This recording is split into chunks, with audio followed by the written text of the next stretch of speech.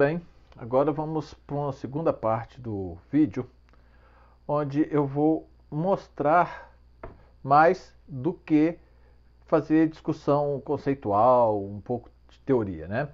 Então, no vídeo anterior, eu mostrei quais são os serviços que a gente pode aproveitar da internet, quais são os recursos didáticos que a gente pode utilizar. E agora eu vou mostrar uma coisa que, na minha opinião, é fundamental, que é saber buscar na internet. Porque esses serviços, eles vão sendo disponibilizados e vão sendo retirados também. Então é fundamental que, uma vez que a gente não tenha mais acesso àquele recurso que a gente já estava acostumado, que a gente possa buscar outros, senão a gente vai ficar eternamente na dependência de uma pessoa nos indicar. Bom, para isso nós vamos utilizar sites de busca. Hoje em dia, sem sombra de dúvida, o site mais famoso é o Google. Então, vamos lá, google.com.br ou google.com. Esse é o site da Google ou do Google, né? Qual é a ideia de um site de buscas? A ideia é que ele vire num catálogo de outras páginas e outros serviços. O que vai diferenciar um serviço de outro é como que ele faz essas buscas. E aí, quanto mais eficiente e mais integrados a outras ferramentas, mais facilidade para o usuário. Eu não vou entrar aqui na discussão do que tem em termos econômicos, financeiros, porque é lógico que todo serviço a gente paga por ele, mesmo que ele seja gratuito. Mas como que a gente vai pagar por ele? Fornecendo dados para o site ou para quem está prestando aquele serviço, né? E a Google não é diferente, ela tem muitos serviços gratuitos, mas ela aproveita os dados que a gente fornece para elas, mesmo que seja para tentar filtrar e nos dar informações mais direcionadas dentro do meu perfil.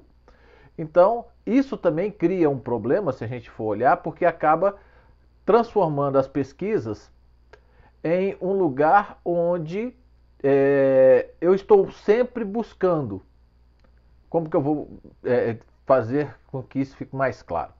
Se eu faço muitas pesquisas e eu crio um perfil de buscas com esses dados que eu passo para Google, eu acabo criando para ele, para Google, para o mecanismo de busca, uma indicação de como eu gosto das informações. Por um lado, isso é bom, porque vai trazer para mim informações que eu tenho costume de usar.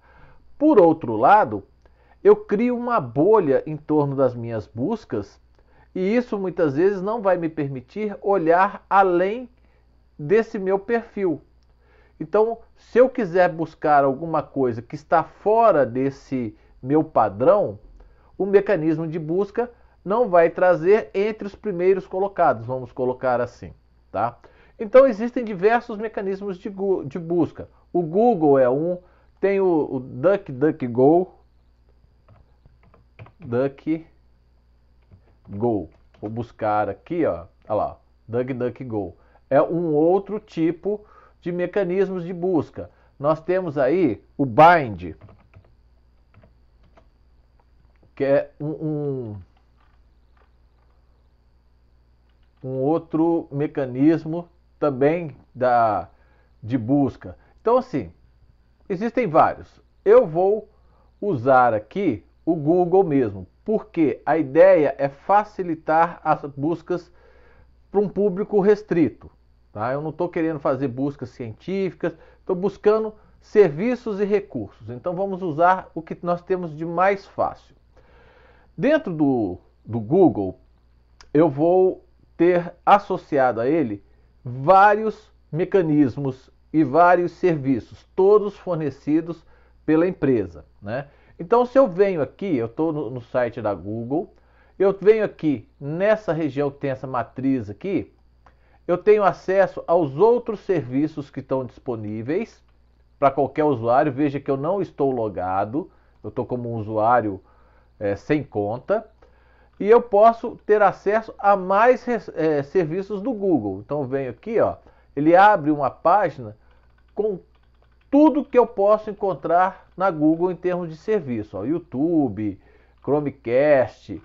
Então, é interessante dar uma olhada para tentar ver o que existe e que eu ainda não uso, para eu poder aprender. Muito bem, o que eu quero mostrar aqui é um serviço da Google, que é o tradutor. Esse é o primeiro que eu vou utilizar para mostrar para vocês, porque ele abre um leque de opções, inclusive para depois eu utilizar no próprio mecanismo de busca. Então, vejamos, eu tenho como traduzir de vários idiomas.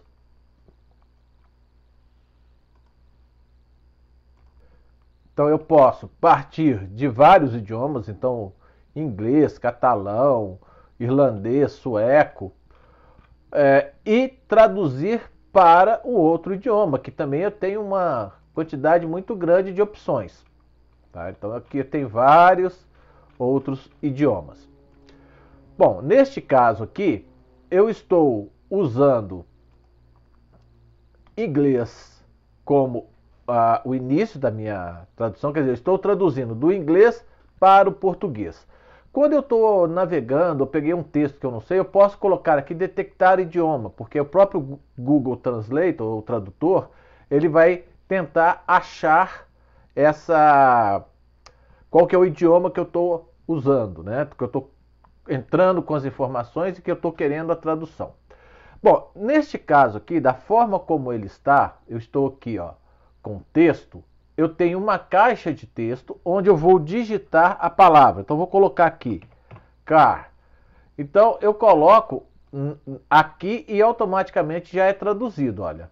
Então, car é carro. E eu posso fazer o contrário também. Então, por exemplo, eu vou traduzir do português para o inglês. Então, carro. Então, ele já traduz aqui, ó. Isso funciona também para frases e para textos um pouco maior. Eu estou utilizando aqui, vou abrir um arquivo em PDF. Está aqui. Então vamos supor que eu tenha que ler um texto e esse texto está em PDF. Eu não sei ler inglês. Então eu posso vir aqui no PDF, selecionar o texto, copiar, posso voltar no tradutor e colar aqui. Estou traduzindo do inglês para o português. Então veja, essa frase, né, ela foi traduzida para mim, ó. Pesquisa baseada em design, colocando uma aposta no chão. Veja que a tradução pode não ser muito boa, mas ela me dá uma ideia, porque stake não está no contexto de aposta, mas de estaca, de marca, né? Então eu estou delimitando essa definição. Então eu posso fazer isso de vários trechos do texto. Então eu posso copiar aqui o texto inteiro, aqui, ó, por exemplo, um parágrafo, copiar, voltar aqui e colar. Qual o cuidado que eu preciso ter? Os textos em PDF, cada linha é um parágrafo, então eu vou precisar ajustar para que eu não tenha uma tradução truncada, tá? Então aqui, ó, eu vou tentar colocar as traduções, as frases todas emendadas, ó. Tá vendo que aqui, observa que aqui, ó, o development terminou, mas a frase continua. Então, ó, eu vou emendar aqui. Mesma coisa aqui, ó. Então, eu vou fazendo isso. E nesse processo, eu vou tendo do lado de cá a tradução. Se eu quiser ler esse texto, ouvir esse texto em inglês, eu posso clicar aqui, ó, e o programa lê para mim. Então eu posso, além de fazer uma tradução, aprender a pronunciar algumas palavras. Veja que interessante. Então esse é o primeiro uso. Eu tenho a palavra, seja ela em português, ou uma frase, ou um trecho de um texto, e eu posso traduzir de um idioma para o outro. Um outro uso muito interessante é se eu faço uma pesquisa. Então vou apagar aqui, vou voltar para a Google, para o site de busca do Google. Então eu vou colocar aqui, por exemplo, nós estamos aí numa época de educação passando por bastante mudança. Então vou colocar aqui, ó, Education, pandemia, experience. Tá aqui. E veja, eu tenho aqui um texto, por exemplo, olha, falando alguma coisa sobre aprendizagem online durante a pandemia do Covid-19. Será o que é isso? Então, eu vou clicar aqui e abrir uma outra página, tá? Então, eu posso clicar com o botão direito, abrir uma nova aba, porque eu mantenho essa aba aqui aberta. Então, venho aqui. Ó, o texto está em inglês. Eu não sei ler. Então, o que eu posso fazer? Eu venho aqui em cima e copio o endereço. Copiei o endereço, eu volto no Google Tradutor e colo esse endereço. O que vai acontecer? No lado em português, o link aparece de novo para mim. Só que quando eu clico aqui, eu abro aquele endereço de página pelo tradutor e ele já vem traduzido para mim. Olha que interessante, olha, a pandemia do Covid-19 mudou a educação para sempre. É assim. Então, se eu paro o ponteiro do mouse em cima, eu tenho o texto no original. Então, eu consigo ver a tradução e consigo ver também o texto original. Por que isso? Porque essa tradução, ela não é 100%, né? Ela não é boa totalmente. Ela traz uma aproximação muito legal, me permite entender o que está escrito, mas algumas vezes é necessário que eu saiba um pouquinho, porque às vezes ficou sem sentido, e aí eu consigo, lendo o texto original, talvez fazer uma interpretação melhor do que está sendo mostrado. Então, é bem interessante observar a flexibilidade que a gente tem no uso dessas ferramentas. Então, essas ferramentas, elas nos ajudam nessas coisas que até algum tempo atrás ficava assim, eu não consigo ler um texto em inglês.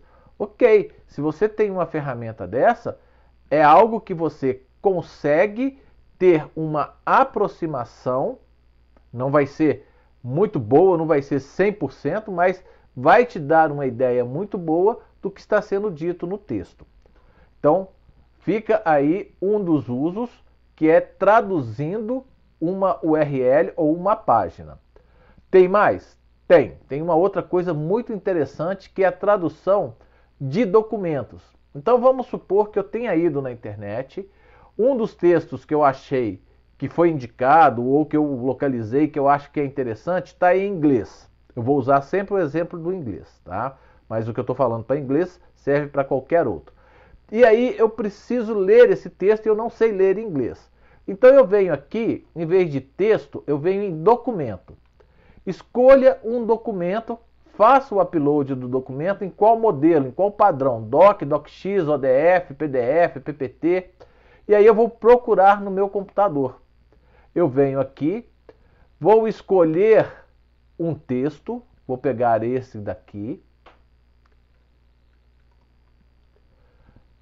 Está fazendo o upload dele, já fez o upload para o site do tradutor da Google. E agora eu vou pedir para traduzir. E aqui eu já tenho o texto traduzido. Olha que interessante. Esse texto é o mesmo que eu estou com ele aqui, ó. Tá vendo? Então, esse é o texto, só que em vez de eu copiar pedaços e colar no tradutor, eu já fui direto fazer o upload do texto. Eu fiz o upload para o site e ele já faz a tradução para mim. Observe que, assim como acontecia lá com a tradução do site, aqui também, quando eu paro o mouse sobre a frase traduzida aparece o texto original. E aí eu posso até sugerir uma tradução melhor para que o próprio Google vá aprendendo traduções de termos ou de expressões idiomáticas. Então ele vai cada vez se aperfeiçoando mais. Bom, esse vídeo então nós fechamos mostrando aí como que eu posso usar o recurso de tradução pelo próprio site, né? Ah, e antes de eu encerrar o vídeo, tem uma coisa que é muito interessante. Quando eu vou fazer buscas, às vezes eu preciso, para ficar melhor, por exemplo, eu vou buscar uma imagem. Então, se eu sei como que essa imagem pode ser escrita em inglês, então vamos pensar assim. Eu quero uma foto de uma escola. Então vou voltar aqui para texto. Então como é que eu escrevo escola? Então tem escola, school. Então em vez de eu usar no mecanismo de busca a palavra escola, eu posso usar a palavra school. Então isso às vezes me dá uma flexibilidade ou mais opções de busca. E de uma maneira muito simples, usando um recurso gratuito que já está aí à disposição de todo mundo. Bom, espero que essa dica tenha sido útil para você.